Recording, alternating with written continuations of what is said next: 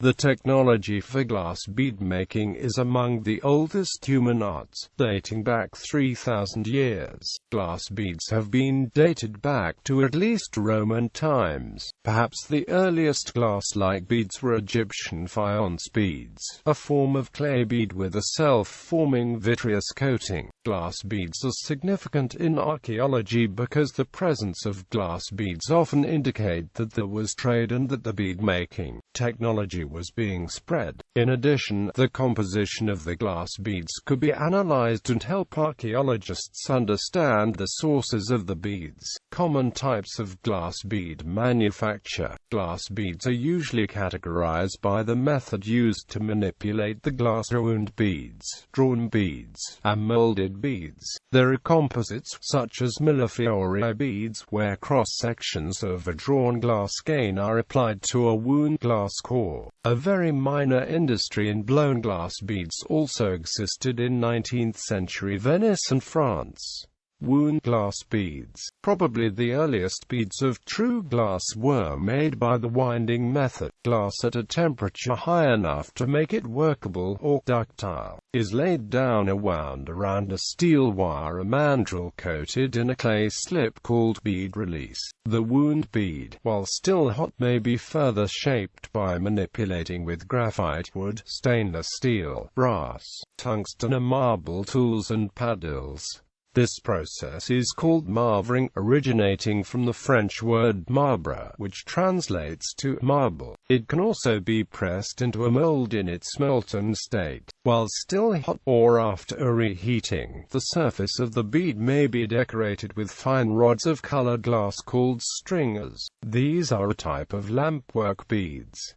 Drawn glass beads. The drawing of glass is also very ancient. Evidence of large-scale drawn glass bead making has been found by archaeologists in India at sites like Archaeology dating to the 2nd century CE. The small drawn beads made by that industry have been called Indo-Pacific beads, because they may have been the single most widely traded item in history, found from the islands of the Pacific to Great Zimbabwe in southern Africa. Kanungard, AK. 2004. Glass beads in ancient India and furnace wound beads at Purdalpur. An ethno-archaeological approach. Asian perspectives 43 to 123-150.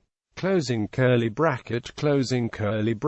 There are several methods for making drawn beads, but they all involve pulling a strand out of a gather of glass in such a way as to incorporate a bubble in the center of the strand to serve as the hole in the bead. In Nari Kamadu, this was accomplished by inserting a hollow metal tube into the ball of hot glass and pulling the glass strand out around it, to form a continuous glass tube. In the Venetian bead industry, molten glass was gathered on the end of a tool called a puntile. A bubble was incorporated into the center of the gather of molten glass, and a second puntile was attached before stretching the gather with its internal bubble into a long cane. The pulling was a skilled process, and canes were reportedly drawn to lengths up to 200 feet long. The drawn tube was then chopped, producing individual drawn beads from its slices. The resulting beads were cooked or rolled in hot sand to round the edges without melting. The holes closed were sieved into sizes, and, usually, strung onto hanks for sale. The most common type of modern glass bead is the seed bead, a small type of bead typically less than 6 mm, traditionally monochrome, and manufactured in very large quantities. They are a modern example of mechanically drawn glass beads. The microbead or seed bead, also called due to the tiny, regular size. Modern seed beads are extruded by machine, and some, such as Miyuki delicas, look like small tubes. Molded beads. Pressed molded beads are associated with lower labor costs.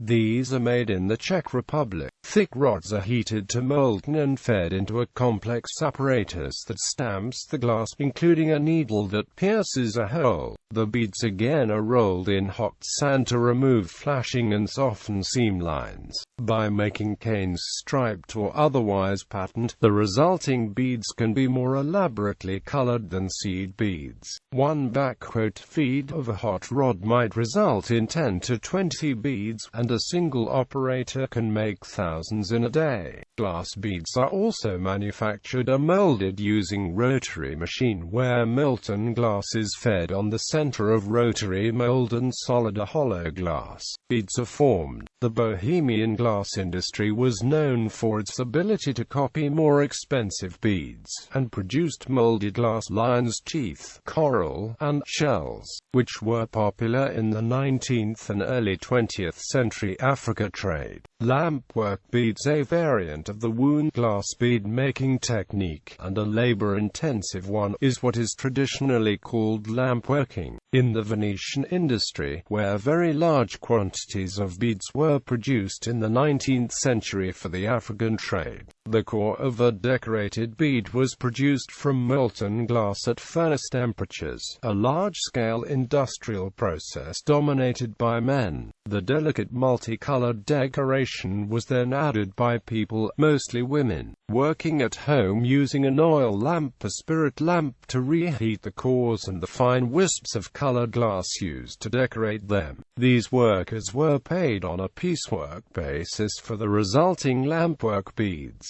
Modern lampwork beads are made by using a gas torch to heat a rod of glass and spinning the resulting thread around a metal rod covered in bead. Release. When the base bead has been formed, other colors of glass can be added to the surface to create many designs. After this initial stage of the bead making process, the bead can be further fired in a kiln to make it more durable. Modern bead makers use single or dual fuel torches, so flamework is replacing the older term. Unlike a metalworking torch, or burner as some people in the trade prefer to call them, a flame-working torch is usually surface mix, that is, the oxygen and fuel is mixed after it comes out of the torch, resulting in a quieter tool and less dirty flame. Also, unlike metalworking, the torch is fixed, and the bead and glass move in the flame. American torches are usually mounted at about a 45-degree angle, a result of scientific glass-blowing heritage. Japanese torches are recessed, and have flames coming straight up, like a large Bunsen burner. Czech production torches tend to be positioned nearly horizontally. Dichroic glass beads. Increasingly, dichroic glass is being used to produce high-end art beads.